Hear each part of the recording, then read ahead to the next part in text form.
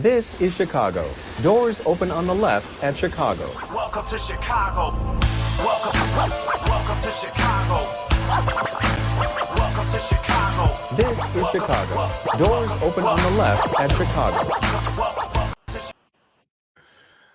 All right. Welcome to Chicago. Apparently the audio is not working with us today with the music. It kind of froze there, but welcome to Chicago. Coming from the 606 Media Studios, this is the TCSF podcast with Big Z and E-Rock. What is up, gentlemen? Well, it's just one now today because everyone left us alone. What up, E-Rock? Look, when the boss is away, was the cat's away, the mice will play, whatever you say. Hey, look, when there's not a lot of great things to talk about in Chicago sports, everyone seems to abandon the show. So, I mean, that's how it goes. I mean, it don't matter. We could talk for hours, so that's not a problem for us. So don't you worry, fans. We got lots to talk about. Episode 202 is brought to you by 606 Media, True Chicago Sports Fans, and Grit Clothing Company. Don't forget to go to gritclothingco.com and get your official TCSF podcast t-shirt. Use our promo code TrueFan15 for 15% off your entire order. That is TrueFan15. Get your shirts now. If you're watching on Facebook, YouTube, give us a 5-star review, drop some comments, some love. We greatly appreciate it. It'll shoot us up on the charts, which we're doing well, but we need a little bit more help. And you can also support the show by going to anchor.fm/True Chicago Sports Fans and go and click on the support button. You can subscribe for as little as 99 cents a month. No inflation added, so don't worry about that. In this episode with E-Rock, we are going to be talking about the Chicago Bulls and the trade they made for DeRozen going to the West Coast. We got Angel Reese and the Sky flying high. Chicago baseball, the Cubs take the halo from the Angels at Wrigley, and the Sox get finned in Miami by a familiar face. And then we'll wrap up the show with one of our staples, and this week it'll be, again, what are you watching? So, E-Rock, let's talk basketball. And let's go into the Bulls trade, which is the Bulls veteran forward DeMar DeRozan heading to Sacramento in a sign-in trade. And this time, this is according to Woj, for Chris Duarte, 2 second-round picks and cash are being sent to the Bulls.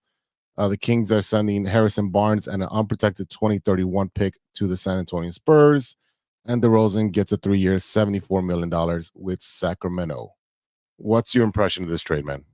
I mean, we all know that DeRozan was always, clogging up what they were trying to do, right? I think with the addition of Josh Giddey, I think with the anticipation that Zach is going to come back at some point after he blocked the trade to Detroit, in the middle of the season, they had to do something with him. He was going to be a free agent, so they did a sign and trade. They got something back. They got their favorite thing back, cash considerations, right? That's, I still want that jersey in the back that just has considerations with a big dollar sign instead of a number, right?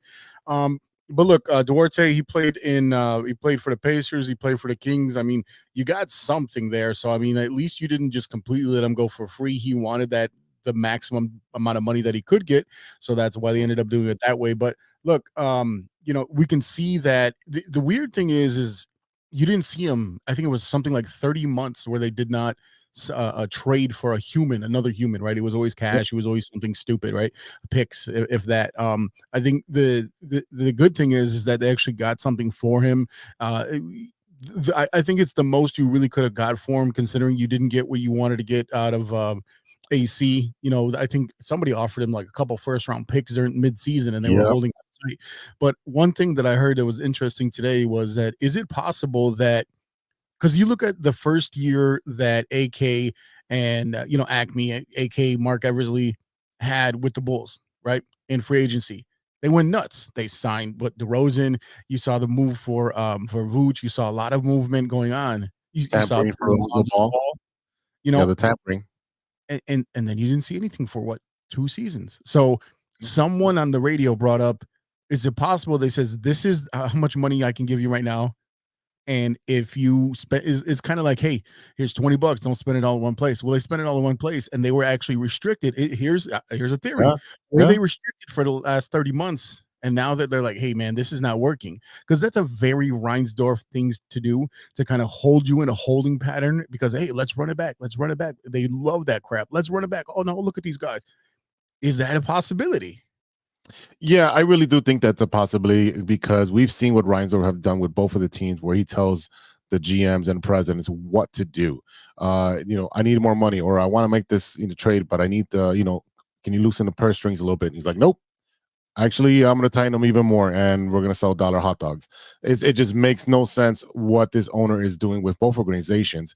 You could have traded Caruso for a couple of first-round picks. You could have traded DeRozen and gotten a bigger bag during the trade deadline, and you ended up just getting Josh Giddey, Chris Duarte, 2 second-round picks, and cash for 2 really good players. I would say DeMar DeRozan's towards the twilight of his career. Obviously, he's a good player. Alex Caruso, a good player, and the only reason he's not great is because he can't stay healthy. But Alex Caruso is a glue guy and attitude adjustment kind of to a clubhouse where I'm going to play really hard and it's going to catch on. And DeMar DeRozan is just the consummate professional who's just going to go out there and score. The hours after he was announced that being traded to Sacramento, he was at the summer league for Sacramento and watching those guys play. So that's the class act that he is, because when he was here, he went to Io's Hall of Fame or his jersey retiring ceremony. During the summer league, he'd be out there. He's just a professional basketball player, and he wants to incorporate the youth into the team and build that community. So, I mean, Duarte is a piece. Yeah, he's a king. He plays 59 games. He averaged 4 points, 2 rebounds. He really just didn't fit into the offense over there. In the first couple of seasons with Indiana, he averaged 11 points and almost 3.5 rebounds. So it's a big drop off. And I think if he's given playing time with the Bulls, which obviously there's going to be playing time, he should flourish a little better than what he did over there. Well, DeMar going over to the summer league for the Kings, it really reminds me of Keenan Allen showing up at the pro day for Caleb Williams, right? You understand what it is to be an elder statesman, someone especially new to the team, new to the dynamic of the situation that you're going into, and understanding that, hey, showing support. Because I mean, one of the things, it was funny because Mike Logic posted on Facebook today about is DeMar DeRozan a Hall of Famer? And I mean, to be fair, basketball, everyone gets in. Like, if you're decent, everyone gets in. And he's like, I think the top 36 scorer of all time in NBA, whatever it was some number like that. But I'm like, he's right behind Steph, yeah. And my first reaction was like, if he wins a ring, yes. But that was my first reaction, just thinking about it. Now, if you put it in that context, I mean, like I said, it's not the NBA Hall of Fame, it's the Basketball Hall of Fame, it's the Naismith Basketball Hall of Fame. So you get college players, you got like Christian Laettner as one of the best college players of all time, things like that. Not a great NBA career, but it is true that you see that movement between all leagues, all announcers, everyone just kind of goes into that same Hall of Fame. So in that sense, yeah. So like seeing DeRozan take that, and he did the same thing here. I mean, he did the same thing here.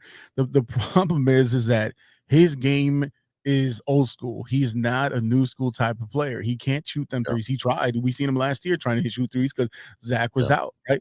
AC, he bumped up his game a little bit with shooting threes, but he's not an offensive threat whatsoever, really. So, I mean, now you're trying to, when you're sitting there trying to like revamp, regroup, and see what you're doing. Right now, it's a youth movement. And, I don't really expect anything out of this team. But the thing that really annoys me is that it took this long to get to this point. And especially the fact that they're trying to trade Zach, they're trying to trade Vooch. You just gave them both them deals not that long ago. And now you want someone to take money. Yeah, Zach's deal is pretty much crazy. There's a report, and what credibility this is, but I mean, I kind of do like it. Zach LaVine to Miami for Tyler Hero, Duncan Robinson, and the 2026 second round pick. We're gonna have a lot of second round picks. Via the Lakers. And then the Heat received Zach LaVine, a 2029 first round pick, because you've got to be able to entice people to take his contract, and a 2028 second round pick. I mean, we're getting out of the contract. Hero and Robinson have expiring contracts. They're gritty players. They're kind of, in the they're in the Caruso realm of being gritty players. Problem is that those guys are usually hurt as well. They do open up the floor, but they're better 3-point shooters, and it'll allow the youth to play. So it'll be crazy to give up on Zach right after you gave him the bag. But at this point, it is a total rebuild. I mean, you look at the roster up and down. It's a weird ass roster right now because they still haven't updated the website. So you still have DeRozen on here, right? You look at who do they have here? Andrew Funk, never heard of that guy, but apparently he has a contract. Lonzo, okay, never heard of that guy because I haven't seen him in like 3 years. You got Giddy, you got Javon Carter, who was supposed to be something last year. We really didn't see much out of him. Of course, you got Zach and his, Zach is Zach. We know that is. You got Vooch, you got Io. Of course, you got Kobe White, Torrey Craig. Torrey Craig was just a guy last year. We expected him to be kind of a booster to the rest of the team. Yep. Julian Phillips, could you tell me who that is? No, you cannot. Yep. He is on the Bulls. On the rule rap, I mean Bidham. Okay, yeah, I know who that is, and that's Mike Logic. And then Sango, that's again Javonte Green. But you're talking about free agent, right? Dalen Terry, what a waste of time. And Henry Drell, whoever that guy is. So I mean, it's just like and I know it's early enough in free agency where you're gonna have to fill in gaps here and there. But I mean, man, I have no idea what to expect out of this team. It's gonna be Kobe. It has to be Kobe White's team right now. It has to be Kobe White's team. And let me once again state this: Patrick Williams has to step up. The whole rest of this season, the whole rest of the next 3-4 years, whatever they sign him for, depends on what Pat Will does. You got no DeRozen there. Pick up the minutes. Well, that's the thing, is that we don't want the Bulls to win, right? And that's kind of sad because now we're wasting Kobe White's talent. Because if they're going to be able to trade Zach, they're going to give him away. He's only 24. I know, but you're still wasting the years on a cheap contract because he's getting paid less than Patrick Williams, and Patrick Williams has done no production, which makes no sense. But Vooch, you'll give him away again. You're literally going to get nothing but second round picks and cash considerations for the next two guys that we trade off, and then we have the youth movement. And are we going to be able to lose enough to not be a 7, 8, 9, 10, 11 draft pick? You want to be in the lottery. You want to be in the top 3 to be able to get a difference maker to pair with this young crew. That's what we need. So best case scenario right now for the Bulls is if they were on the West Coast, because there's no way you're making a 7, 8 seed in the West Coast. They should hey, you Earthworm Jim looking to. You know what I'm talking about? I do. I played the game. Sega. Hey, could you maybe do a quick realignment so we can get over there so we can be bad, like really bad, really bad? I mean, because that the East is not that strong, despite Boston, despite Miami still always hanging around, despite what the Knicks have been able to do. They could still sneak in on accident. An accident. Think about that. The Reinsdorf way is the Reinsdorf way. Just hang around to see what happens. JC, welcome to the show. I see you have a nice. Welcome, guys. Can you hear me? Yeah, we can hear you just fine. Perfect. I have a makeshift setup today. Not in the studio, if you will. Uh-oh, they kicked you out of the studio? No, I'm up at the lake house, so not at the normal crib. So nice. I got a little makeup setup, if you will. Love it. JC, you have any thoughts on this Bulls transactions that we've had? I mean, we got 2 seconds. It was announced today. We got 2 seconds from the Spurs for DeRozen, which, I mean, you got what you could out of them. Is it necessarily what you want to see out of them? No, I would have liked the first. But again, it was a sign and trade. We weren't going to keep them. So we got 2 seconds out of it. We got what we could. I was sitting here listening to you guys talk about Vooch and all these other guys, Levine and whatever. Trade them. Basically, what we want is we want to be in, like you said, that lottery. We want to be in that top 10 so that we do not have to give this pick to the Spurs. And I forget the gentleman's name. Flag, is it? Did he freeze there? He's. You guys got me? You're good with me. There we go. I was gonna say I think Jose froze up on me. He did. But Flag is the gentleman, everyone's after. So, the better our chances for him, the better we are. So to me, we want to be in that losing game. So Vooch and Levine, they don't equal losses, they equal mediocre. So if we're gonna rebuild, let's do it. Let's rebuild already. Let's stop messing around. Let's stop playing games. We need a youth movement. We've been putting together these veteran teams year after year that they're mediocre. And, you watch all these teams, the Celtics, the Suns, and all these teams that, go through the full rebuild. They go through the lottery pick system. They get these younger players, and then all of a sudden they bring in a veteran like Durant or someone that wants to play with some of these older guys, and it does them the service. So to me, it's a disservice to keep just doing what we're doing. Let's call it what it is. Let's break it down, and let's start fresh. Yeah, I mean, literally, we are the city of rebuild. If you look at every one of our teams, the Bears were 7-10 in a rebuild. Bulls are in a rebuild. Cubs, they should be playing, but they might be in another retool and more than a rebuild. The Blackhawks are definitely in another rebuild, and the Sky are also in a rebuild. So we are the city of rebuilds, not shoulders. We like construction. If you have ever been driven down any one of our streets with potholes or our expressways, it is always under construction. So we are the city of reconstruction. There is a reason why I'm not wearing any affiliate sports athletics team hat today. I just can't support any of our teams. It's everything is ugly right now. Bro, I swear to God, the Bears, you weren't wearing any underwear. No. Like I said, it's non-affiliated team hats. It's my company logo. So, like I said, today I cannot support any of our teams. Like I said, it's ugly out there. I mean, the Bears are probably the only team that I can, wishfully support right now, and that's because they haven't played a game yet.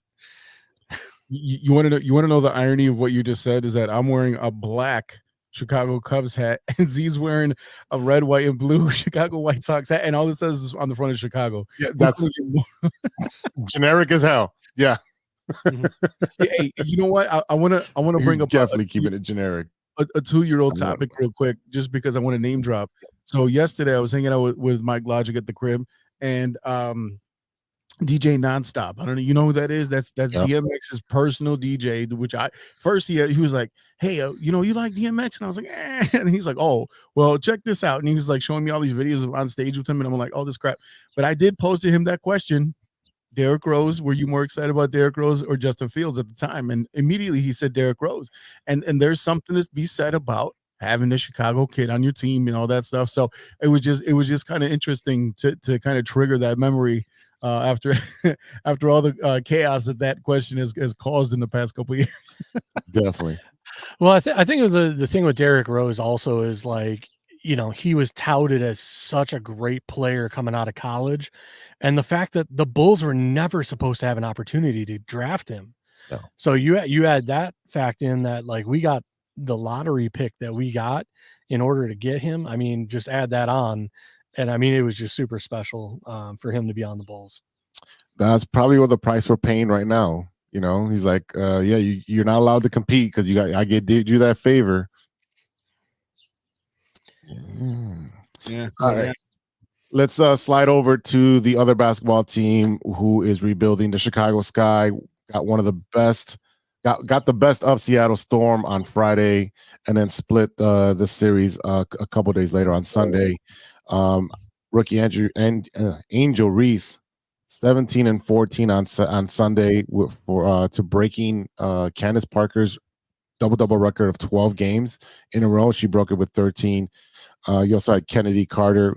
That girl's got a dog motor, 21 points. Not enough to beat the Storm on Sunday. I watched a recap of that game. Wasn't able to watch the full game, but the recap. What I we'll see was that we don't have enough 3-point shooting, and I think our rebounding is lacking. You want to know something interesting about that record that Angel Reese just got is that I'm seeing a lot of people, and I will say gently say non-people of color, and you know what that means. And they're saying that, yeah, and they're saying, but why you call them Blancos out, eh? Straight from the lake house too. But they're saying basically haters gonna hate that the media is shoving Angel Reese down our throats and trying to put down Caitlin Clark in the process. And I don't understand why you can't have two great players at the same time. What is the problem with having two great players? And someone was like, well, the heterosexual white girl is being pressed. I was like, what are you talking about? I'm like, this is such a nonsense thing.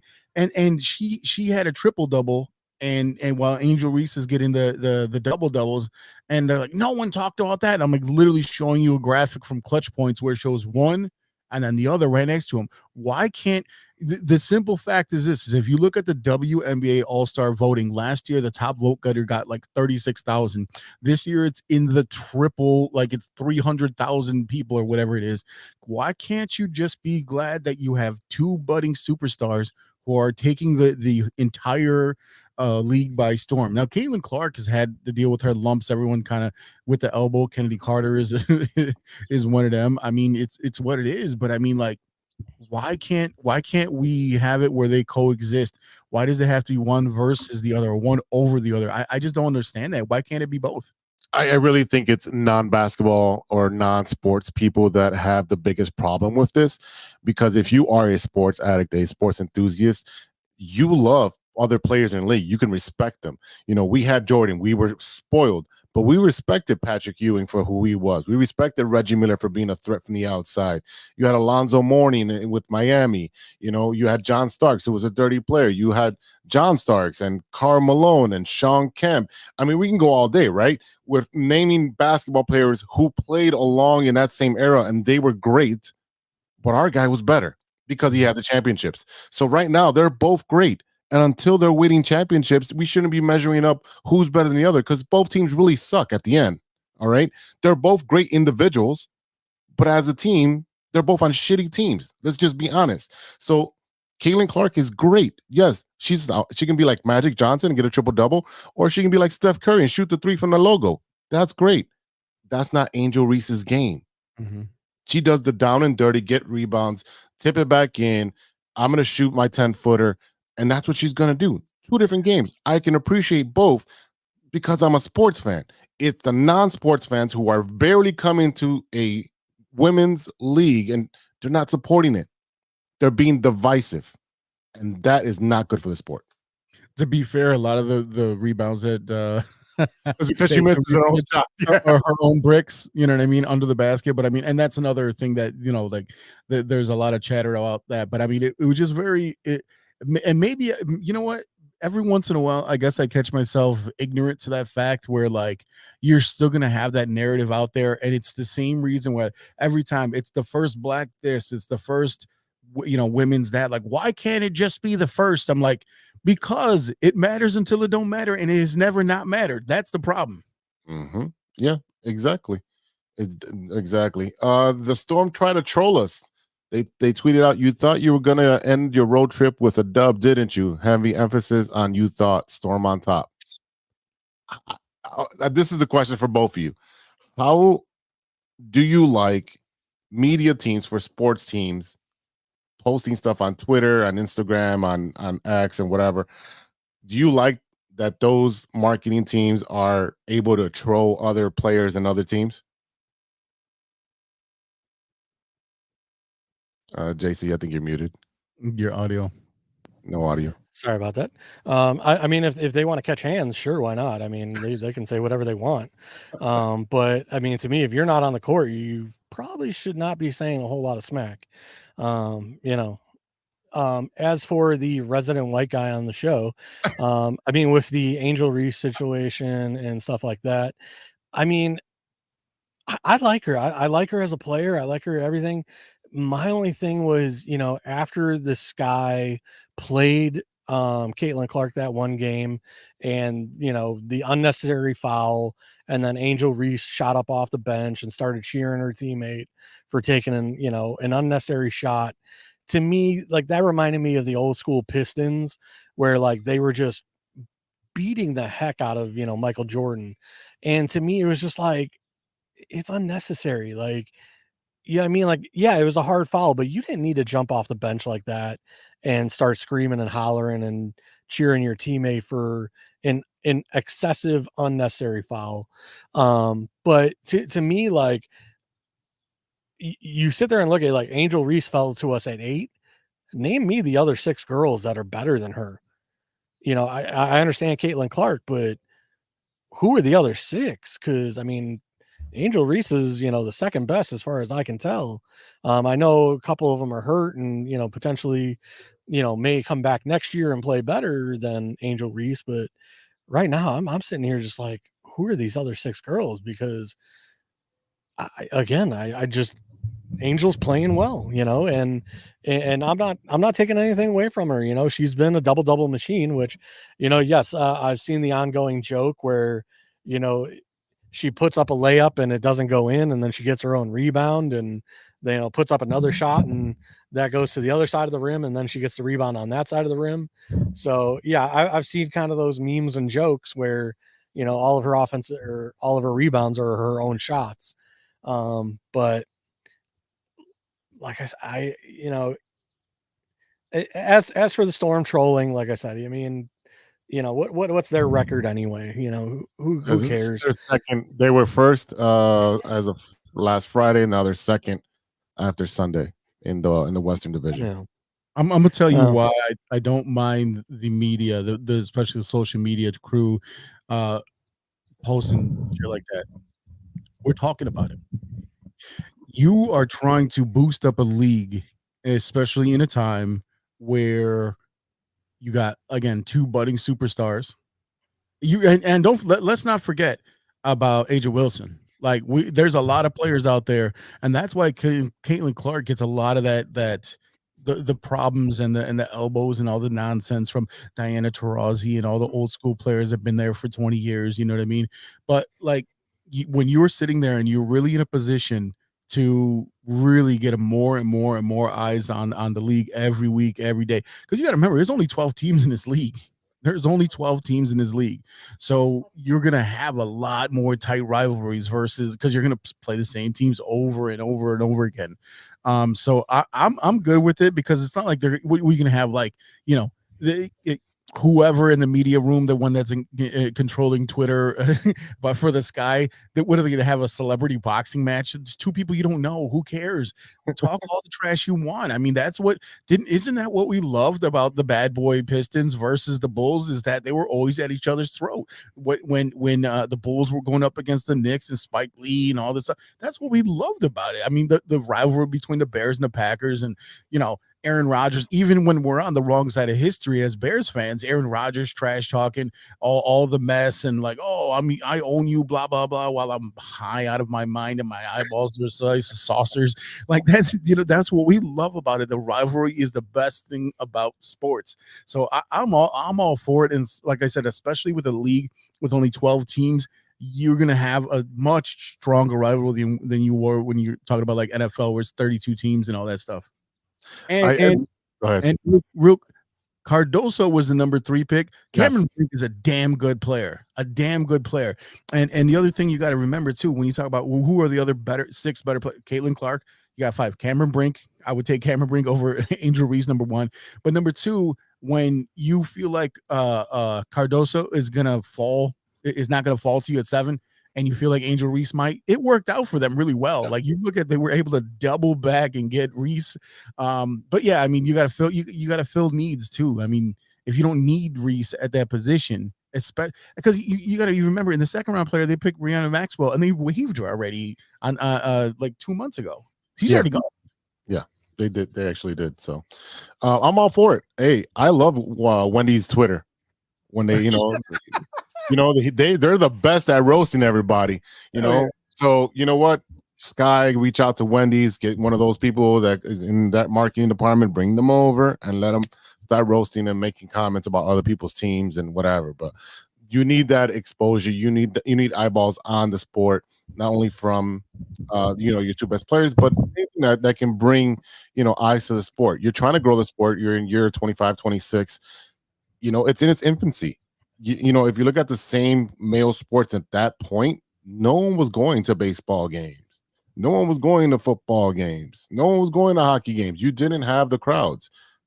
It takes time to grow the sport, and I think it's in the right direction. And it's very exciting right now for Chicago Sky because they're building something from scratch. So I'm all for it. Yeah, I do it up. I mean, I love that Wendy's Twitter comment. That was dope. I would love to see something like that coming out of the Sky. The only thing I don't like in that sense is that if you're just a completely shit team and there's nothing good about you, shut up. But the Sky have something to make noise about, right? So I'm good with that. But you better have something to talk about. Yeah, that sounds good. All right, let's take a quick break and we'll have a word from our sponsors. We'll come back with some baseball talk. So stay tuned, and we'll be right back after a word from these messages. I am so just like all over the place today. I'm just jumbled up. All right, here we go. Hey, true Chicago sports fans, show off your Chicago pride with some fresh clothes from Grit Clothing Company. At Grit Clothing, they create that simple yet classic style that represents that Chicago Southside lifestyle. From t-shirts to hoodies, hats to glassware, they've got you covered. Grit has everything you need to represent your Chicago pride. So do it right now. Check out gritclothingco.com and use the promo code TrueFan15. TrueFan15 for 15% off your entire order. Let me say it again. That's gritclothingco.com and use the promo code TrueFan15 for 15% off of your entire order.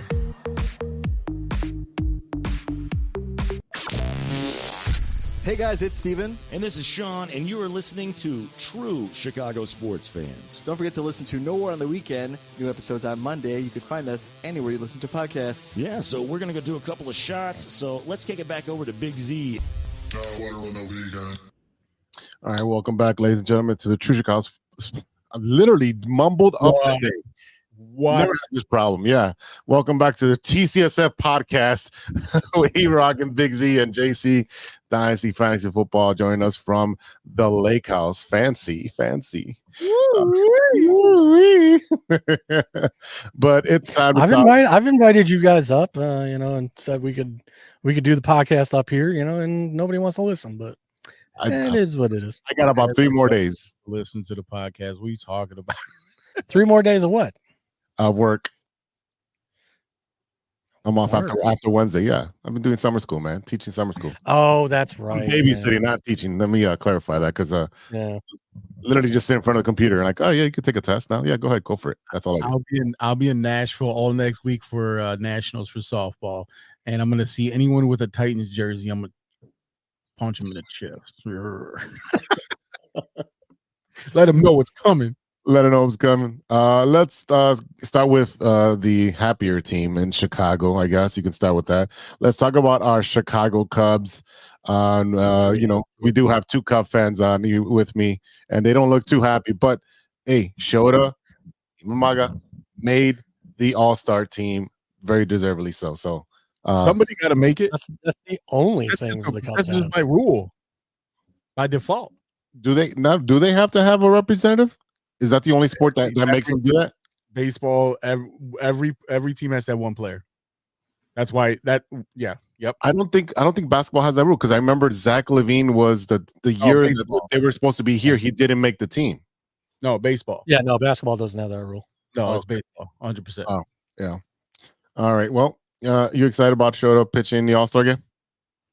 Well, you want to know what's funny is that you said the happier the 2 teams, and actually, like, I don't understand how that's possible because we were expected to contend, not be in last place. Right now, I saw graphics floating around saying what a miserable time it is to be a Chicago sports fans. Like you said earlier, rebuild the Blackhawks on the rise, okay, but on the rise with the number one and then the number 2 overall pick. The Sky, okay, we're talking about them, but also bottom of the barrel. The Bears, we're all expecting. I think we're all champing at the bit to wait to see like mini camps and like the actual training and all that stuff. But we knew what the White Sox were going to be coming into the season, but the Cubs were supposed to contend. This team has the highest payroll in the division, and they're at the bottom of the barrel. It's ridiculous. There's nothing about the Cubs that you can be happy about. Great for Shota. He came out on fire, but again, somebody's got to go. So he was the default option. I think Shota deserved it, whether or not he was the token choice or not. I mean, Shota's just been outstanding for us, but he's the only thing the Cubs have going. Everything else has been rather lackluster and frankly pathetic. There's not much to be cheery and happy about as a Cubs fan. Let me tell you, it's we discussed, I was trying to get these guys to go to a Cubs game with me, earlier last week, and everyone's like, no, we're not paying that kind of money. It was just like, I just wanted to get out, do a thing like, with the podcast guys, get everybody to a game, like enjoy it, everybody together. And it was just like, yeah, no, we're not doing that. It wasn't against you, JC. It really wasn't, but I wasn't paying that kind of premium money for a last place team, because I know for a fact that E-Rock or you would not be paying that kind of money to go see the trash that's out over at 35th and Shields. No. The money, yeah, no. I mean, when I first found some tickets for like, I think it was like $55, like I would have paid that. But then like, those tickets sold, and then like the next best tickets I found were, I think they were like $90. And even I was like, nah, I'm not. I mean, granted, it was the 4th of July. It was the 4th. Yeah. That's what so everybody's off that day, ticket prices are a little inflated. But sorry, guys. Like I said, yeah, I mean, it's sad when you can't even get your guys to get together to go to a game, because you really just don't want to be depressed while you're. Yeah. I mean, I think we'd be down to get some bleacher seats, but you know what I mean? Like at random, and here's the thing: you wait long enough, guess what? They're just gonna be handing them out. I mean, you're gonna have to fight the college kids for them bleachers, but still, like they're just gonna be like, hey, they're gonna roll up to your crib in a white van, open the door, be like, hey man, you sure you don't want these tickets right here? Come on, man. Because I'm usually like give me somewhere in the 100, 120s, 129, on the third baseline, not front row, but that middle section out from underneath, let me get a little sun, but I can escape to the bathrooms and whatnot. The bleachers, I've done it before, and the new bleachers are legit. And let me tell you something, as a full figure gal like myself, I like the little extra booty room to sit around and slide back and forth if I need to.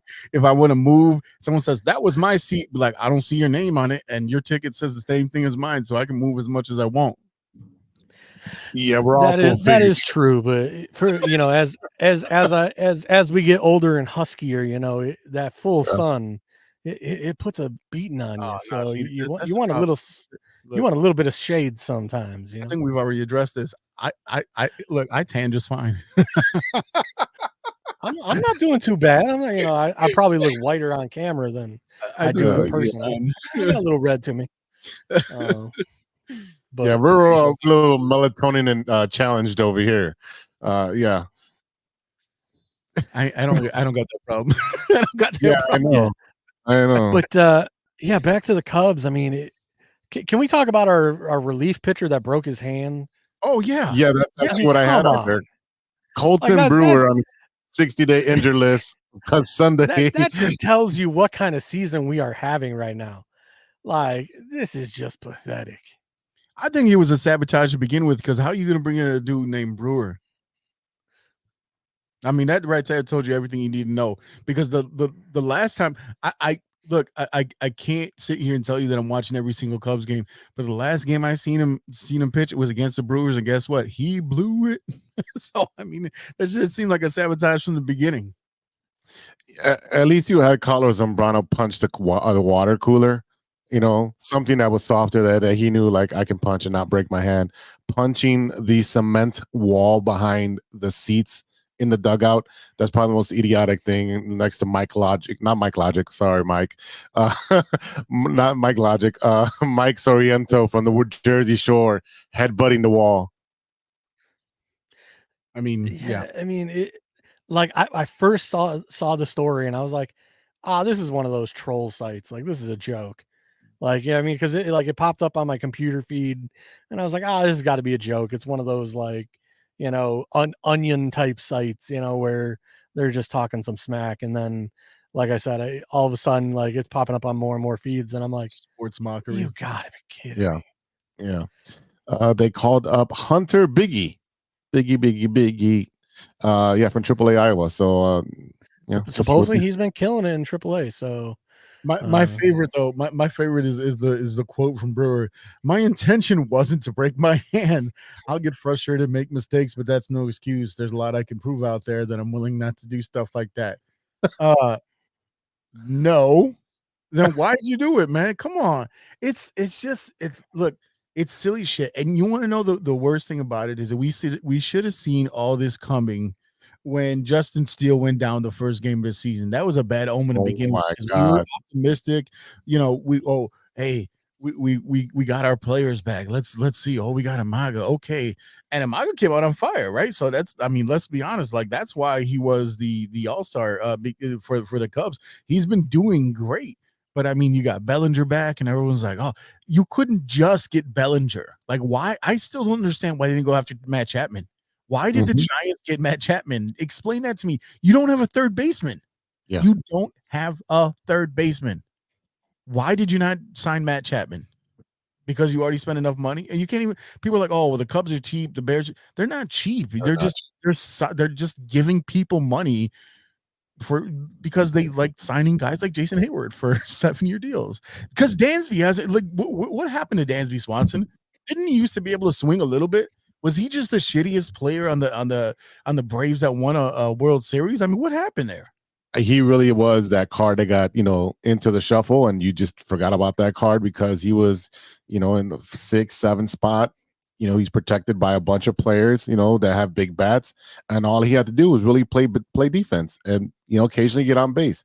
He's a 260 hitter, 15 to 20 home run a year. That's what he is. You're paying for his defense, and you're paying probably for the speeches he's making in the clubhouse. I have no idea what else you're paying for unless he's selling hot dogs in the stands. It's really a waste of money, and there's no one that's going to want that contract. Every time I see him on camera, every time I see him on screen, you know what he's doing? He's taking off his helmet to show off his beautiful head of hair, and he's taking off his batting gloves because he fucking struck out. And his wife hit a grounder into a double play. Yeah, his wife plays for the Red Stars. That's why. His wife plays for the Red Stars. 100, yeah, that too. So yeah. Don't hate me because I'm beautiful, old panty asshole. Herbal Essence is over here. All right. So what are the Cubs going to trade Bellinger? They should. I was going to say, hopefully. At this point, sell the team. Like, just, I'm at the point, like, this is the Bulls, like, just clean house, start over. But Ricketts wants to win. That's the difference. Ricketts actually has invested interest in the team. Like, they want to win. But when you have teams that are getting paid $80 million, like, there's teams getting paid $80 million, we're paying $200, and we're getting shellacked. I mean, I think that's more on the general manager, whoever the guy is, because I know Jed Hoyer is the president. No one knows who the general manager is for the Cubs. So he's just, kind of like Mark Eversley. You hear about him, but you never see him. They don't address the needs. We've been saying that on this show for about 2.5 years, that the bullpen needs to be fixed. You need to address the bullpen. You need to address the bullpen. You need to get a bat that's feared. We've been saying that forever. If we can see this with the naked eye, why can't people who have analytics and departments and scouting and people that have been in baseball for years understand that you need to every year add to your bullpen, because just because one guy had a good year last year does not guarantee he will have a good year this year. Bats will figure out pitchers figure out bats. It goes back and forth. That's the whole drama of baseball, right? The adjustments, game by game, series by series, year by year. So what you're having right now is that bullpen was never addressed, was never bolstered, was never given a couple of fresh faces. All they did was paint over it, and the roaches are still on the wall that you killed, and it is painted over, and the roaches outline is still there. You can see how bad this bullpen has been over and over and over. And I just don't understand. That's been the weak spot your entire time. And you did not get another bat. You could have got Chapman, like Eddie said. You didn't. The bullpen has been the Achilles heel all year. And the weird thing is that even going back to 2016, they've had this weird hole at the closer position where they've kind of done patchwork. But, you see Craig Kimbrell. You saw, what was the guy that they traded Jorge Soler for I forgot that guy's name already. But it's like they completely ignored it. Your big additions to the pen this year were Hector Neris and Kyle Hendricks. Let's be honest. I'm gonna throw a name out there and you tell me if you know who he is. Okay. Carter Hawkins. Yeah, that's the GM. Yeah. I had to Google that shit. Yeah, and he's been the GM since October of 2021. Holy shit. Yeah. Think about that right there. So that tells you a lot. Because he found Jose. He was the one that found Jose Ramirez as a scout. So he should be the GM of the Cubs. Good job. Great job, Cubs. Great job. Yeah. So I mean, like, what it really comes down to is the fact that they just completely and totally ignored the failures and the lack of any star power, lack of experience in the pen, and just let it run wild. They're like, hey, were you a starter in double and triple A? Would you like to be in the Cubs bullpen? Come on down. And that's like, you know what I mean? All those guys that you saw have a couple of starts here, even Wisniewski, like you saw him have a couple of starts here and there last year where he spent time in the pen, right? So, I mean, and look, he pitched great the other day against the Angels. So, I mean, you can do that. But yeah, I think when it comes down to, you look at the failures of the pen, you look at how many blown saves they have. You look at the fact that Justin Steele will go out there and have like 7 great innings. Shota Imanaga have 7 great innings. Cal Hendricks even will have, when he had a couple of great innings or great performances in a row, 7 innings, 6 innings, or whatever it is. And then the pen goes out there and be like, hey, you're up 5-1, you lose 6-5. How is that possible every time? That is the biggest discrepancy. And then your offense is like, well, what the fuck? Why am I? You're just going to blow it in the end anyway. So, why am I going to sit here and kill myself when I know that when it really comes down to the finish line, the rug is going to be pulled underneath me? Yeah, and it also deters it kind of brings down the effort of your starting pitching that has been pretty decent all year. When they have gems, when my guys like, I gave up 1 run in 6 or 7 innings, and then the bullpen blows it. It's like, dude, all you have to do was 3 innings, man. I did most of the legwork for you, and it's on both sides of the time. We'll get to the other side right in a bit, but it's very, very frustrating for starting pitchers who put out good performance, or if you have the offense, which you have those bursts of offense where you had 7 runs or 9 runs and stuff like that, but it's not a consistent basis. You're scoring 2 to 3 runs and then blowing your lead late. I think the Cubs lead, or one of the leaders in blown leads in late innings. Oh yeah. Yeah, it's you, the Sox, Rockies, and you also have the most out on the base pads. So that those two do not equate to a winning culture, winning team. So it's just pretty bad. Yeah, no, we have Cade Horton, who, they keep saying they're going to bring up this year. He's hurt. I understand he's hurt, but once he went down, we've talked about it for ad nauseum that, Trevor Bauer still out there.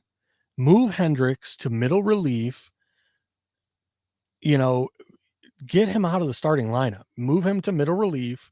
Maybe his stuff, for 2-3 innings, he can hold it together for 2-3 innings. He can't hold it together for 5 or 6. he's not the pitcher he once was, and we've talked about this ad nauseum. I don't think at this point, I don't think anybody's going to pick up Trevor Bauer, even though I think the guy deserves to be on the team. Yeah. But I think the Cubs were holding out that Horton, they would bring him up, maybe that would be the replacement to Hendricks. At this point, I don't think he's going to get brought up until the roster expansion, later in the season. And like I said, I mean, I'm literally sitting here looking at, Cubs prospects, and it's just, I don't know. I'm sitting here. You know what really, the big thing that sucks is that, I think a lot of us were anticipating Ed Howard coming up and seeing what he could do. He's been injured. And now the latest thing that we hear is about Brendan Davis, who's had a myriad of injuries. He's only 24 years old. And now he broke his back. He has a back fracture. Let's see. 24-year-old outfielder who was a second-round pick of the Cubs 2018. He missed part of the 21 season after getting hit by a pitch in the face in spring training. And then he missed a large portion of the 22 season with back surgery, and he underwent muscle surgery last year, and now he's got a fractured back. So this is a guy that might not ever make it to the bigs, period. Yeah, I mean, our top 5 prospects, according to, MLB.com, Cade Horton, who's supposed to be coming up this year, Matt Shaw, third baseman, who's supposed to be next year, Owen Casey, Owen Casey, something like that.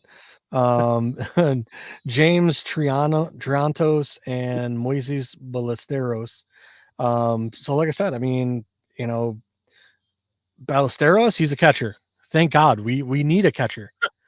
Wasn't that supposed to be Maya? Wasn't he supposed to be the dude? Yep. But and then you look at Matt Shaw, third base. That would be nice. We need a third baseman, don't we, guys?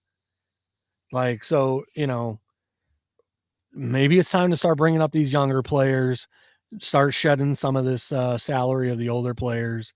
Like I said, whether it be Belly, whether it be, I don't know who, Hap, it Suzuki. Sucks to have to reset already. And this is exactly what happened to the White Sox.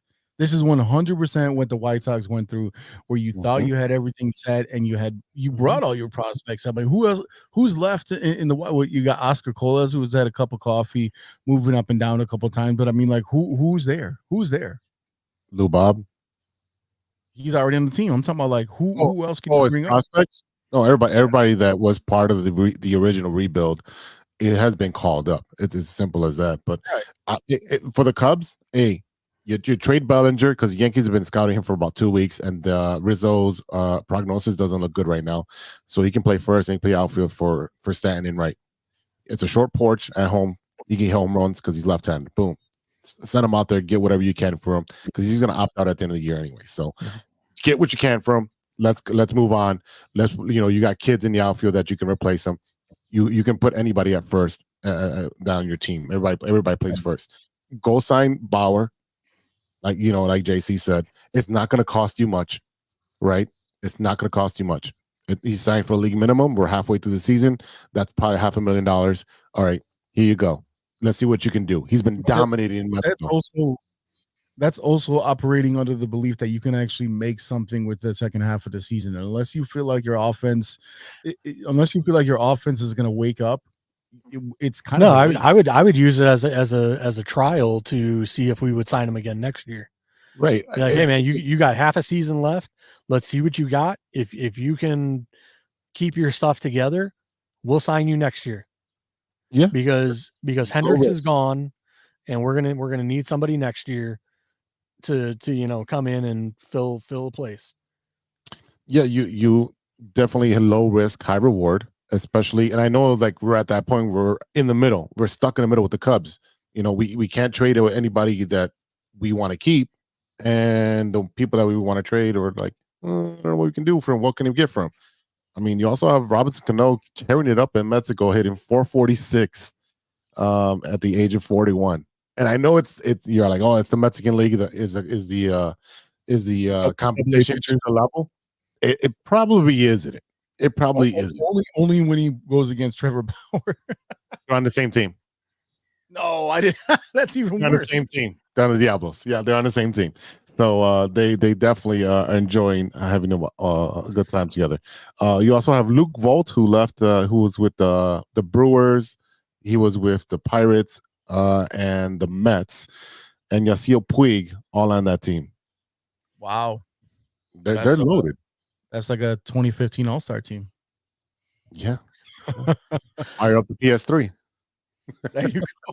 I mean, who else could we honestly shed salary? Like I said, I mean, like literally just sitting here thinking like Hap, Suzuki.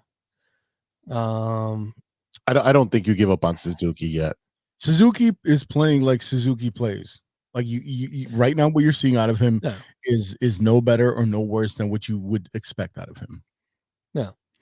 But I'm just thinking like what we could get shedding salary, saving, going from 200 million down to 150 so that, next year we can potentially pick up some free agents, that, prospects, and like I said, I look around this team and it's Belly and, yeah, I don't know who else we're paying really big money. Yeah. It's Belly. It's Hendricks. Bellinger's the one. Bellinger is the guy that because you also don't control him after this year either. He's got player options two more years. So I mean, you might as well send him to the Yankees or wherever else you want. This is also again, MLB free agency in the last couple of years has been really weird in general, where you're seeing people like sign later and later and later, and especially this last off season where all the Scott Boras clients got essentially froze out until the very end, and that's why Belly had to resign at the end of the day back with the Cubs in that weird ass deal he got. So yeah, but again, thank God, because I mean, imagine if the Cubs paid him what he wanted. Oh, the $300 million he wanted. Yeah, I mean, thank God. I mean, because if we paid him what we wanted, we would be in the Soriano, Jason Hayward all over again. So, I mean, I give the Cubs, I give the Cubs 100%, credibility for telling Bellinger, nah, go find somebody else and come back to us, and let's see what we can work out. They basically told him go test free agency, like you see a lot of football players say, a lot of basketball. Hey. And basketball players won't move, but football players, hey, receiver, you think you should be making more money? You want to reset the market? See what they'll give you. That's how the Bernard Berry went to the Vikings. All right, let's wrap up baseball with some Sox talk. White Sox are horrible. They're playing right now. No one's watching them. No one's there. Listen, whenever you see my head go the other direction, I got my eye on them right now. Yeah, I don't want to. I'll watch at the end of this. They continue to waste good and even great pitching with another reminder this past Sunday night as they lost in the 9th inning to MLB's leading comeback team, the Marlins. Jake Burger, our former third baseman, catcher, first baseman, outfielder, Jake Burger, that guy, Burger Time, of all people, who has not been having a good year, wasn't having a good series, was 0 for 4, comes in for the 9th with 2 strikes and hits a burger bomb and sends the White Sox home with an unhappy meal. This was definitely a series that could have been a sweep for the White Sox. Yeah. Hey, when you saw him hit that burger bomb, did it make you grimace? That's a good one. That's a good one. That's a good one.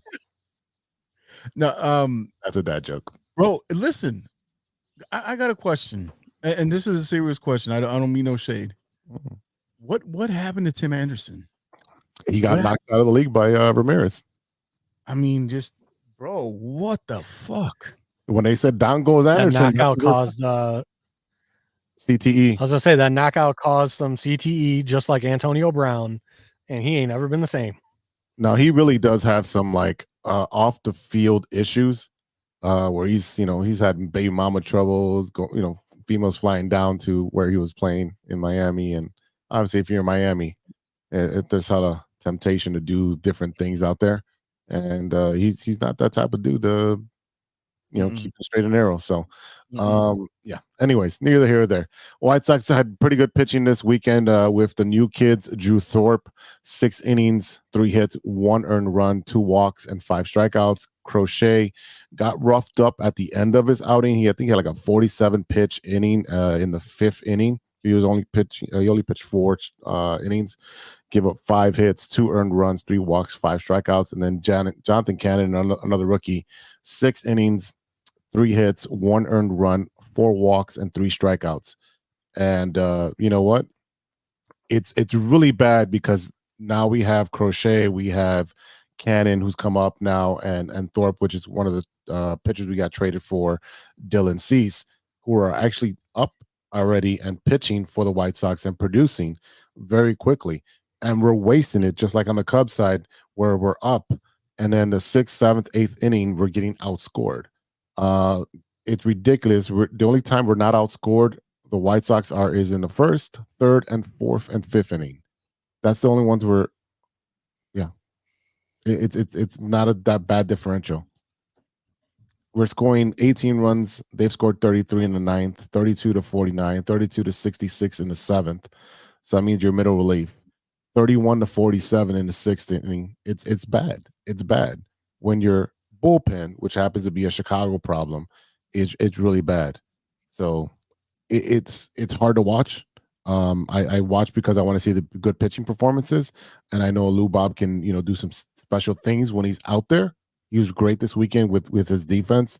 He had a couple good shots out there, but the rest of the team is just, I don't know. I'd rather see the Savannah Bananas out there. So is Lou Bob going to get traded? No, there's not enough. There's not enough video, or there's not enough confidence of him staying healthy. He'll get traded in the offseason.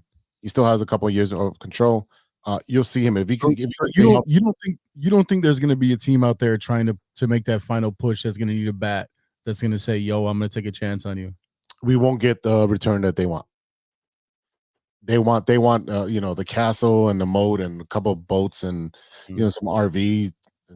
They want everything. They want a lake house. They want it all. They want a lake house. Come on, JC, what the hell? Hook them up. Hey man, I got a great price on my place. I know you do. You've had it for a while. They do want a king's ransom for both players, more for Crochet. But again, there's not enough confidence in trading Robert because he has not been healthy this year. He had one good season, and the rest of the season he's been on the IL as much as Lou Bob. So Spider-Man, Eloy. So I don't see them to trade him until the offseason. As for Crochet, that I think his days may be numbered, and he may be going in someone's bullpen. It would probably be the Orioles, since they have a stacked minor league system, and they're trying to win now, and they're down 3 starting pitchers. This is going to look exactly like the Cease trade that Chris Getz made. He's trying to put his stamp on this team. He's trying to get as many players to make this rebuild, whatever you want to call it. You've seen what he did with Cease. He got a haul for Cease, and it's exactly that. I don't even, just looking at the numbers, you give up a 2022's almost Cy Young winner with 97 starts over 3 seasons. He comes into season with all this pressure of not getting traded, all these rumors, and you trade him to the Padres. I feel like right now we're in a really weird time of pitching, if that makes sense, because you always had like Madison Baumgartner, what's his name? Clayton Kershaw, the cat with I'm blanking on their name, but the cat in the Rangers with 2 different color eyes. Is that Scherzer? Yeah, Max Scherzer. And I'm looking right now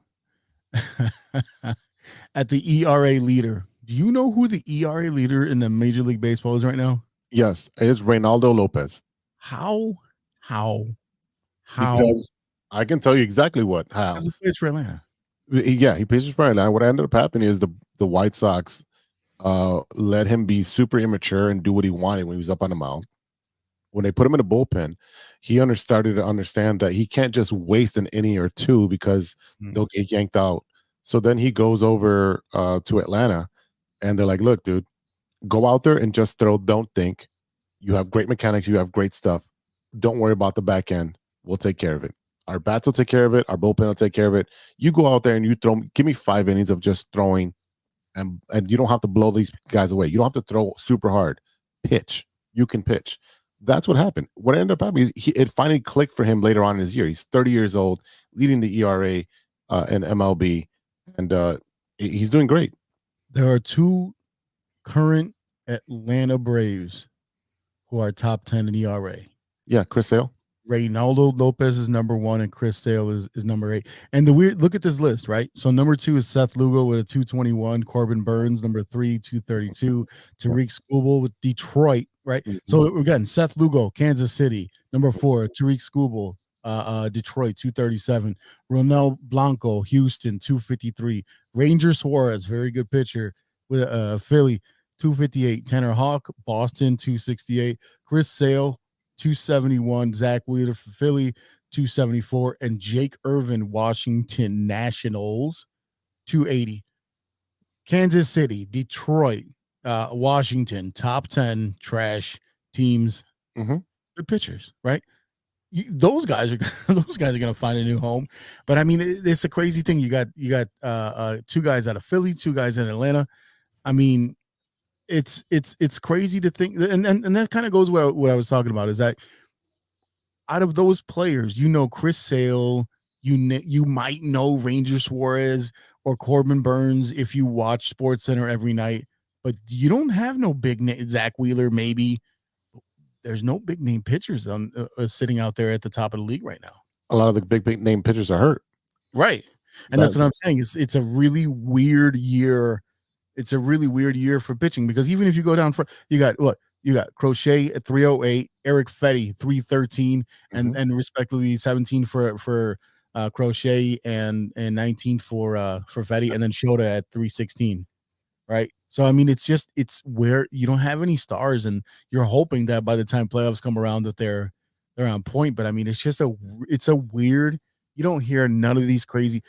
Every year you heard, oh, it's like 2 no-hitters in a perfect game every year. We're halfway through the season. I think there was 1. Yeah, it's very rare. I mean, I think the philosophy in pitching has changed in the last couple of years where now it's like, oh, can you throw 100? All right, great. Do that. Yeah. And there's not really pitching. It's more just I'm throwing the ball and I'm trying to challenge every batter. And that is not how you have to do it as a starting pitcher. You have to have different pitches and keep batters off center. Yeah, exactly. So you keep them off balance. And that's what Reynaldo has done. He's learned how to do that through a good pitching organization. We know Atlanta has always produced pitchers, and if anybody goes over there, they become a really good pitcher because they've had that for the last 30-something years. They've always done that. So I'm happy for him. I'm cheering for Atlanta. I hope they lose to the Dodgers, and the Dodgers win the World Series. Yeah, a real World Series this time. A real World Series. That's right, not the COVID World Series. Anything else? Let's see for the White Sox. Everybody's going to get traded. What's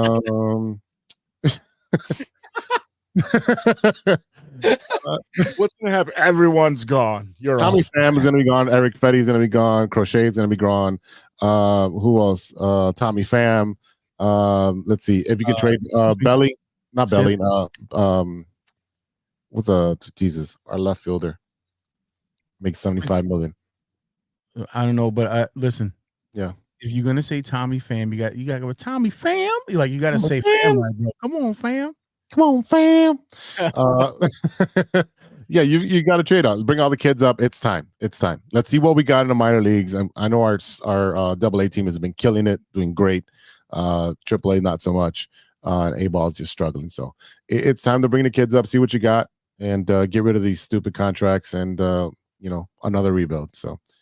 Let's take a quick break, and then we'll come back with what you're watching, and we'll do that after a word from our sponsors. Hey, true Chicago sports fans, show off your Chicago pride with some fresh clothes from Grit Clothing Company. At Grit Clothing, they create that simple yet classic style that represents that Chicago Southside lifestyle. From t-shirts to hoodies, hats to glassware, they've got you covered. Grit has everything you need to represent your Chicago pride. So do it right now. Check out gritclothingco.com and use the promo code TrueFan15. TrueFan15 for 15% off your entire order. Let me say it again. That's gritclothingco.com and use the promo code TrueFan15 for 15% off of your entire order. What up? It's Martin Moreno, and you are listening to True Chicago Sports Fans Podcast. Welcome back to the TCSF podcast with E-Rock and Big Z. We got JC Dynasty Fantasy Football down there from the lake house remotely. And you know what? It's that time to talk about what you're watching. What you're watching that is in sports. I'm literally all over the place. You are, man. You know what's funny is that every time I hear that drop with Martin, I always think he was like, true. Hold on, let me see your shirt again. True Chicago. Okay, wait. Can I spell? That was my favorite. We're watching him have to do it. Like, it's like, wait a minute. I'm like, read. Right there. Just read the shirt. Read the shirt. What is it with comics? Mikey O had the same thing. Mikey O was like, he had to look at the shirt. Yeah. It's too many words. It's too many words. Hey, I fumble it all the time, so I understand. All right, JC, what are you watching that isn't sports? I killed the season of The Bear. Nice. Watched all of that. I don't know. I thought this season was kind of lackluster. Mm-hmm. You guys got me? Yeah, we got you. Agreed. Other than The Bear, I've also been watching The Boys. Kind of a weird season on that too. Waiting for things to kick off on that, start getting a little more action packed, if you will, I guess. So hopefully in the next episode or two, that'll kick off. And I watched the new Axel Foley movie. Oh, you beat me to it. What'd you think of it? Yep. Axel. Didn't think it was great, but I think it did good service to the original. So like I said, to me, it wasn't like the greatest, reboot or sequel, if you will. But like I said, I think it did really good service. If like on a star rating out of 5, I'd give it like a 3.5.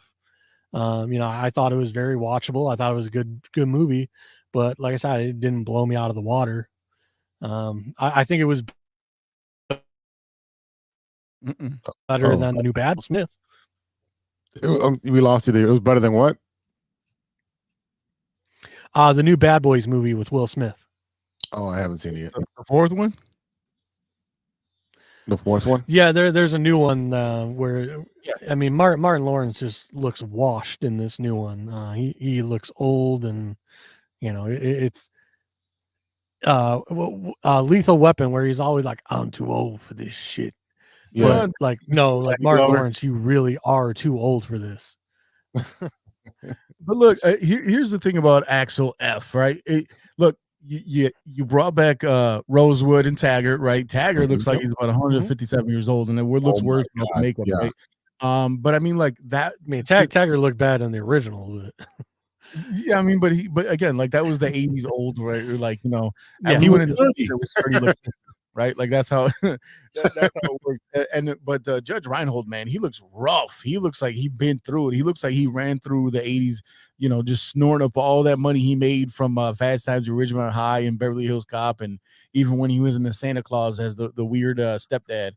He looks like he just fucking blew all that through one nostril and out the other, and he looks rough right now. Because hey, look, what do they always say? Black don't crack, because Eddie Murphy has looked 50 years old for the past like 30 years, right? He's looked exactly the same age forever. Once he was in like daddy daycare, that was his look forever, man. I don't know what it is. Smooth in the cracks. I don't know how they I made gotta it. disagree, man. It looked like there was some Botox holding that thing afloat. Hey, because but he's looked the same. He's looked the same. His face looked a little puffy, if you know what I mean. Yeah, like I mean, said, but like I said, that's the same face. I mean, he doesn't look like that skinny guy. Because it's funny because I you know what I saw recently was someone says that the current iteration that we see of Dave Chappelle, where he's all swole, they're like, that's not the same guy. He was so skinny, this and that. I'm like, he disappeared for like 10 years, and all he did was smoke cigarettes and work out for 10. That's why his voice he got that, he got that smoker's voice, and he's all buff. Like he's probably sitting there benching with the cigarette hanging out his mouth, like him and Carrot Top. Well, I'm gonna give a shout out to one of my guys. One of my buddies, John Yalagan. I mean, growing up as a kid, I mean, skinny as a string bean, but now that he is a girl dad and has grown up, he put on the weight. He's looking more like a Kobe, if you will. So like I said, as you get older, so Dave Chappelle, I can believe he put on the weight. So like I said, as you get older, you put on the weight a little bit. So that's just a conspiracy theory. That's a conspiracy theory of, like, hey, that's not the same guy. It's like how they replaced Mark Hamill from Star Wars, the first one to the second one. That's not the same actor. Or they replaced Paul McCartney. He's not the same singer. So it's all nonsense anyway. But yeah, that was a good call on the Axel F, man. That was the what we should talk about is hockey. I know Mike Daly. Mike Logic is over here talking more hockey. I know, but we'll get to hockey next week. It's just been such a wild week with everything that we've been talking about. No, we won't. Another show. Speaking of hockey, there's a show, Canadian series, called Shoresy. If you guys have never watched it, it's by the same guys that do the TV show Letterkenny. Yeah. It's on Hulu. So it's in season 3. They just came out with season 3. But it's about a Canadian hockey team it's like a men's league, the not juniors, but whatever, like it's an older kind of rat leagues, veteran team. Correct league. But hilarious show if you guys have never seen it. Speaking of hockey, if you've never seen it, definitely check out Shoresy on Hulu. I find it says, Shoresy sees the foul-mouthed, chirp-serving, mother-loving, fan-favorite character Shoresy join a senior AAA hockey team in Sudbury on a quest to never lose again. Yeah, this is totally a Letterkenny type show. This is totally a Letterkenny on skates. Come on. Yeah, well, I mean, one of the characters, Shoresy, is from Letterkenny, and in like one of the last seasons of Letterkenny, he leaves Letterkenny to go to Sudbury, and then this is the creators branch off show, because they actually shut down Letterkenny. They're not doing that show anymore.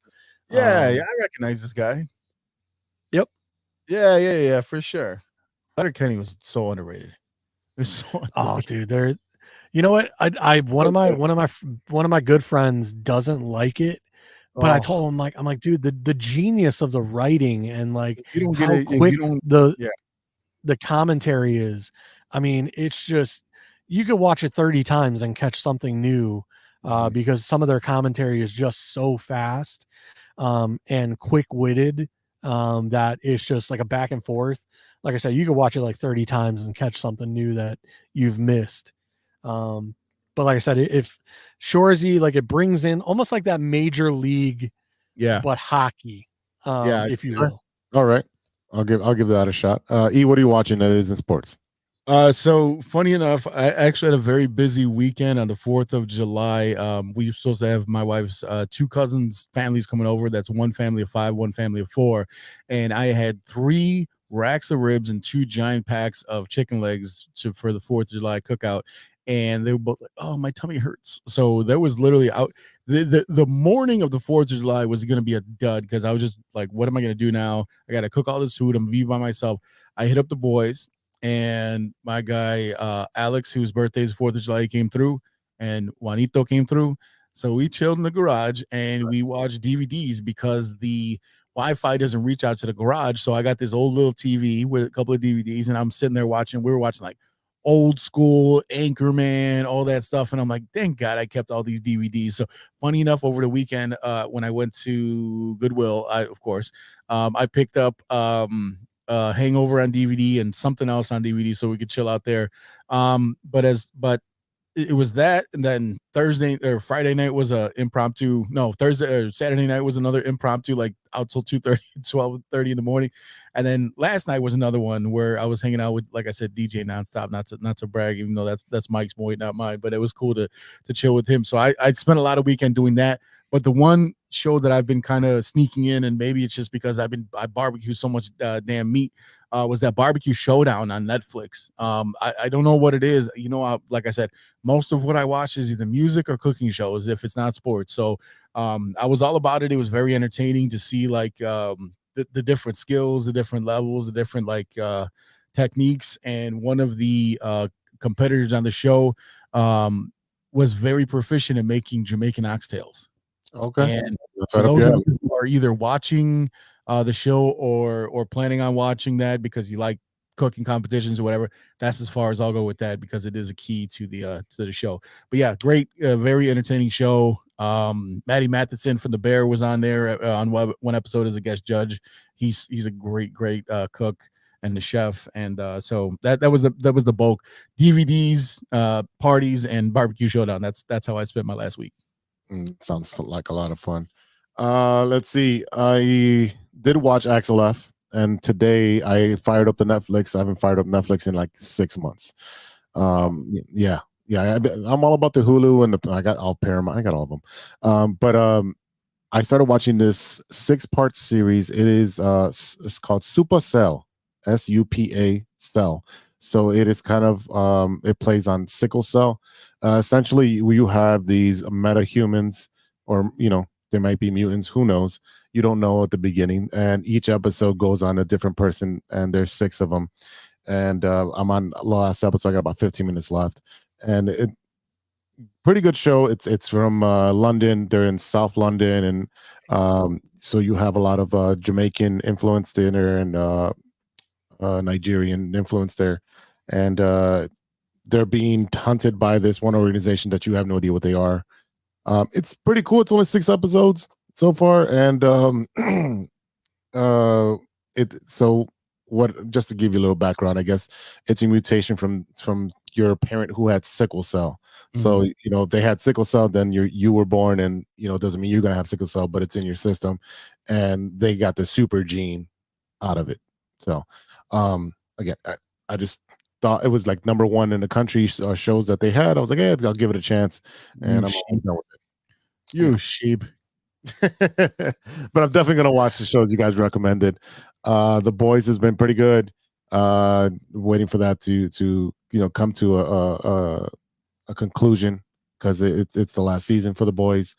I know the high school series it will be going on. Let's see what else there is. I'm sorry. Was it Gen Z or Gen X? Gen Z, yeah. No, Yeah, Gen V. I'm sorry. Gen V, yeah. Well, the young man that was one of the characters, one of the actors, he had passed away in a motorcycle accident. Yeah. Mm-hmm. You know what was weird too? Like for some reason, I think on the early in the morning on the 4th of July, I watched like all 3 Back to the Future, random as shit. I was like, oh, let me put this on. I don't know why. Maybe I just wanted to see the Cubs win the World Series again. Well, actually, I think it was Michael J. Fox's 60th birthday, either yesterday or today. Oh, then that's why I did it. Then that's why. Yeah. That's why. You didn't know, but he did know. So you got the mental gift. You know, serendipity. Yeah, man. That's all me. Yeah. The mental gift. Speaking of Supercell, because that's also been popping up in my feed as something that's being watched pretty well. There was a show, and I can't remember the name of it, with John Cusack. It was, I believe, an Amazon show. When you were talking about Supercell, it kind of reminded me of that show that I watched. It only got 1 season from Amazon, but then there was a UK version which I was able to find like 2 more seasons. So I was able to watch like the UK version to see where they ended up going with the series. Gotcha. Because like I said, the American version, I really got into it. I thought it was a great show. But like I said, I'm trying to look up the name of the show as I'm speaking. Utopia is the name of the show. It's an Amazon show, only got one season, because it has to do with like pandemic and like all kinds of craziness, and it came out right as the pandemic hit. So Amazon was kind of like, we don't want to deal with this, wash our hands of this, like one season, great, we're moving on. But like I said, if you guys have never watched that season 1 of Utopia, give that a shot, because it is a very weird kind of like thriller / murder / conspiracy TV show, and it's great. Awesome. If you're looking for something to watch, also American Psycho is on Netflix now, so that's always a good watch. Always a good watch. Oh, speaking of American Psycho, I watched it's on Vice. It is the I think it's like 8 parts on Batman. So they go movie by movie and break it down. So starting with, Michael Keaton, and they go behind the scenes and talk about different things. And then they talk about, Batman Returns, they talk about the Penguin suit and, the casting of certain, individuals. And there was a lot of stuff I didn't know. They went through they went through the trilogy, the Chris Nolan trilogy. And that was pretty cool as well. A lot of stuff I didn't know and a lot of stuff I did know. But definitely you didn't know about Batman. There was things you didn't know about Batman. About not about Batman, but as actors that fell off the horse in Batman 1, it wasn't Kim Basinger that they originally cast. It was another actress that I had no idea who her name was. Someone called Bruce Wayne. This guy's a fraud. All right, before we close out, I want to give a shout out to Jessica McCaskill, who has just officially retired from boxing, and she had a great career. She's a former guest. If you want to go ahead and look for that episode, it's a great episode. We interview her. So she's now, she's now doing more of the training and promoting along with her husband, Rick Ramos. So congratulations to Jessica McCaskill. That's what's up. Yeah, very, very early guest of ours. Really cool. I still remember going to get her autograph up in the line at where was that the hat store? What the hell was that? That's the South Side. But yeah. It was a grandstand. Grandstand. Good job. Yep. There we go. Good job. Yeah, because my memory is shit. All right, everybody. Thanks for watching and thanks for listening today. A big thank you to E-Rock for giving us his time. I know he's being the best girl dad out there. JC for chiming in from the lake house. Everybody that's been watching and listening, thank you very much. Episode 202 was phenomenal. So thank you to our sponsors, 606 Media, True Chicago Sports Fans, and Grit Clothing Company. You know where to go to get your shirts. Go to gritclothingcompany.com. gritclothingco.com. I'm literally just blah. All right. Check out the newest shows on the 606 family. No Water on the Weekend with Steven and Sean, pop culture forward podcast that dabbles in funny trivia, film, and television and music. They post every Monday afternoon. Go ahead and check them out on all social podcast apps. Also check out my new adventure in Posicated with Big Z. There's a new episode out that just dropped today with recording artist Pinky Ring. She's Chicago born and raised. She also went to Lane Tech. She was a little young, about 4 years younger than us. So we were seniors and she was a freshman. A great episode. We talk about mental health. We talk about creation of music, how to persevere through the musical industry as being a woman, and a bunch of other stuff. Tons of laugh, tons of insight, and go ahead and check it out. It's on YouTube at the moment, and it'll be on every listening platform tomorrow morning. Remember to listen, subscribe, and share. And thank you to my co-host, and we'll see you next time for episode 203. And until then, be good to each other for the love of sports. Swish.